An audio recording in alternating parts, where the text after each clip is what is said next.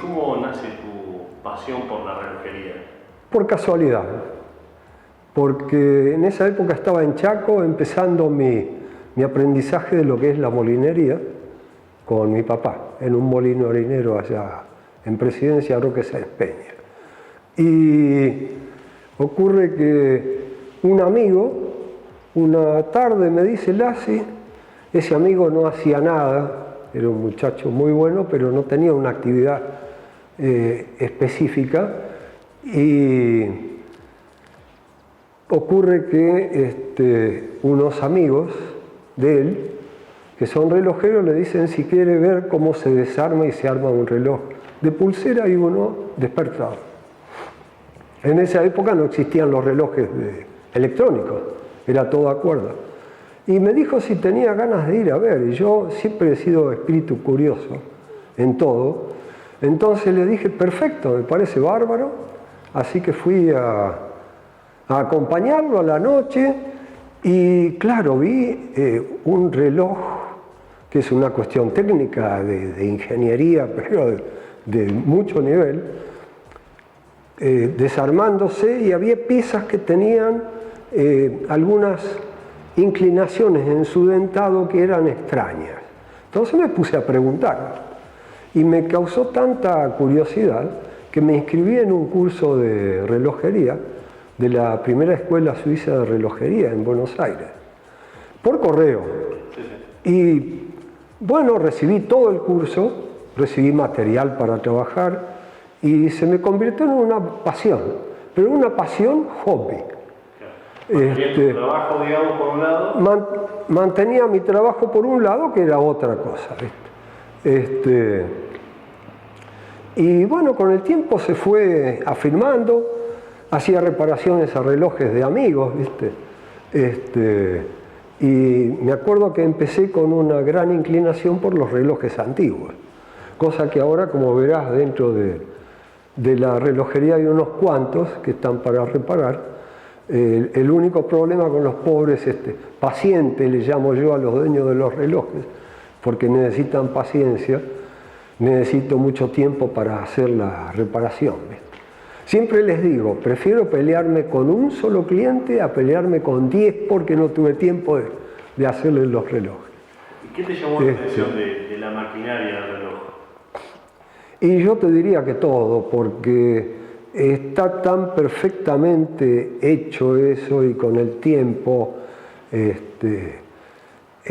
imagínate que en esa época ya había relojes que trabajaban con el volante con una velocidad muy alta, prácticamente ni se veía con la vista el movimiento del volante. Y a cuanta más velocidad, obvio, los relojes más finos, más exactos, tenían esa velocidad. Ese es uno de los secretos de Rolex también.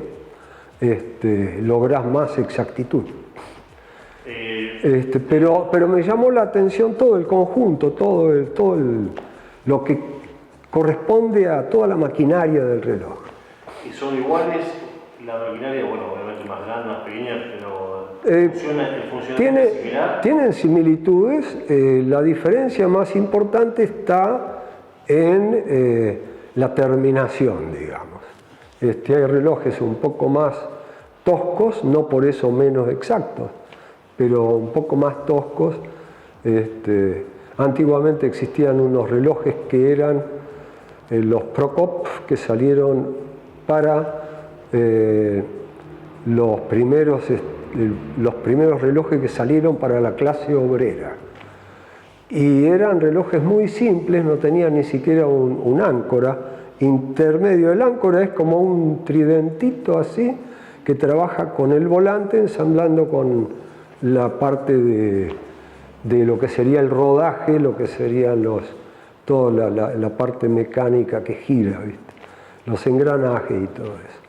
Y este reloj tenía una particularidad, que los extremos de la rueda de escape, se llama de escape porque es donde escapa la fuerza de toda la máquina y descarga en el volante, ingresaba dentro del eje del volante. era mucho más económico, por lo tanto era de fácil acceso para la gente.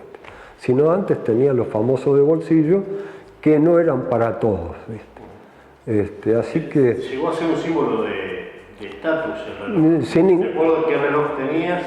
Sin ninguna duda, hoy en día todavía persiste eso, Cuando vos decís que ostentás un Rolex, no es lo mismo que ostentar un Casio, que ostentar un... Aparte el Rolex tiene una particularidad, no existe el Rolex electrónico.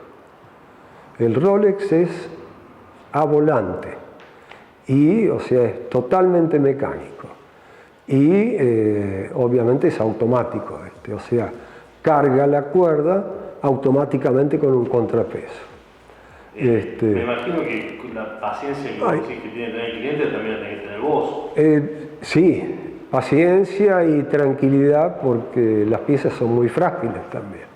Así que, sin ninguna duda, sí.